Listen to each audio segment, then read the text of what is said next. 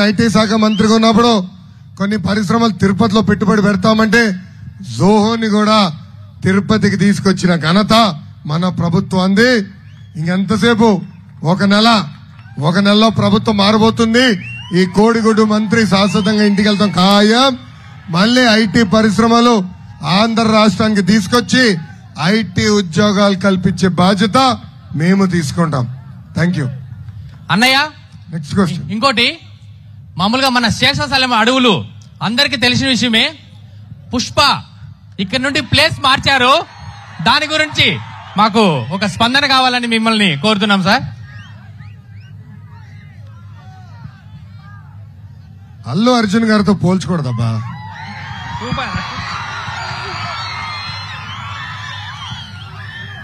అల్లు అర్జున్ గారికి నేను పోలికలుంటాయా? చెవుల పువ్వు పెట్టే మనిషినా? 5 సంవత్సరాలు పట్టించుకోడు, ఒక్క కార్యక్రమం చేయడు. ఏకంగా దేవుడి టికెట్లు కూడా బ్లాక్ లో అమ్ముకునే వ్యక్తి. అడ్డగోలుగా ఎర్ర చందనం స్మగ్లింగ్ చేస్తారు. వాళ్ళ ముఠ, వాళ్ళ బంధువులు, వాళ్ళ నాయకులు ఈరోజు చంద్రగిరిలో గంజాయి అమ్మి డబ్బులు సంపాదిస్తున్నారు. ఆ కుటుంబం వల్లనే ఈరోజు చంద్రగిరి నియోజకవర్గంలో వేలాది కుటుంబాలు గంజాయికి బానిసలయ్యారు. నేను చంద్రగిరిలో పాదయాత్ర చేసినప్పుడు మధ్యాహ్నం పూట ఒక రోజు ఒక తల్లి వచ్చి నన్ను కలిసింది.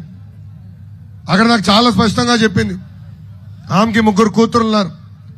పెద్ద కూతురిని గంజాయికి బానిసలు చేసి 45 రోజులు శారీరకంగా వాడుకున్నారంట వైకాపా నాయకులు. ఇప్పుడు కూడా బాగుర్తున్నా కదా.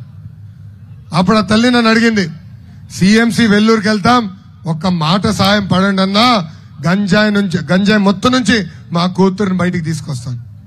అప్పుడు ఇంకో మాట కూడా చెప్పింది, పొరపాటున మా కూతురికి మేము సాయం చేయలేకపోతే ఏం పెద్ద కూతురు మేము చంపేస్తానని.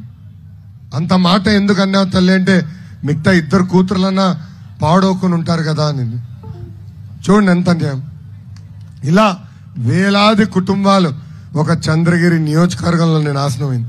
ఈ అన్నిటికీ కారణం చెవులో పువ్వు పెట్టే చెవిరెడ్డి. దయచేసి ఇది ఇక్కడున్న చంద్రగిరి ప్రజలందరూ గుర్తు పెట్టుకోవాలని ఈ సభాముగా కోరుతున్నాం. ఓకే అన్నయ్య, థ్యాంక్ యూ. ఇప్పుడు మన తమ్ముల నుండి ఒక్క క్వశ్చన్. ఒక్క నిమిషం, మైక్ ఎక్కడుందో నాకు తెలియదు. మైక్ ఎక్కడ? ఒక్క నిమిషం.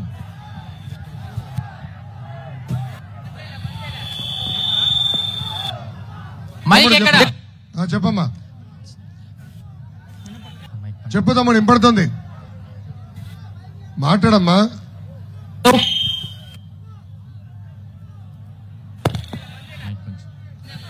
కొంచెం దగ్గర రా తమ్ముడు, కొంచెం దగ్గర రా నాన్న, ముందలకి రా.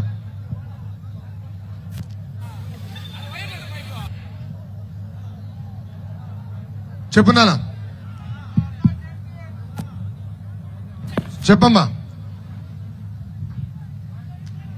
చెప్పు తమ్ముడు, అడగమ్మా, ప్రశ్న అడగండి.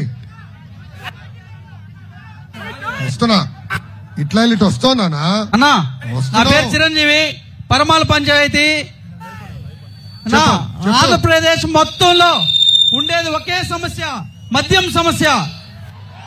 ఉద్యోగులు, వ్యాపారులు ప్రతి ఒక్కరూ ప్రశాంతంగా. ఒక్క నిమిషం నానా, మైక్ ఆపరేటర్ ఇంపడట్లేదమ్మా, అన్నగారు మైక్ ఇంపట్లా. ఒక్క నిమిషం, ఏం చేస్తున్నావు స్వామి? చెప్పమ్మా. తమ్ముడు అక్కడనే నుంచో, మీరు అక్కడనే నుంచోండి, మాట్లాడండి. చెప్పమ్మా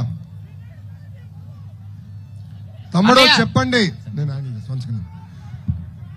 తమ్ముడు అక్కడనే నుంచి మాట్లాడండి, దయచేసి అందరు కూర్చోండి అమ్మా, మాట్లాడమ్మా.